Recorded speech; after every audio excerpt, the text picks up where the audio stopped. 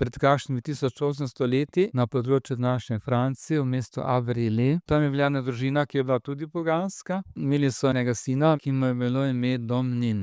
In ta Domnin je bil star 12 let in je slišal za katoliško vero nekih misijonarjev, ampak čeprav je bilo takrat hudo preganjanje proti katoličanom, se je ta otrok odločil, da bo postal katoličan in se je dal krstiti. In kaj se je zgodilo? Rimljani, ki so preganjali katoličane in so ga vzeli z njegovim staršem in so ga vzeli in ga zaprli. In potem so ga v zaporu mučili, pretepali in potem so mu govorili, pravi, mi te bomo spustili, samo odpovej se Kristusu v svoji veri, pravi, pa te bomo spustili, pa boš svoboden.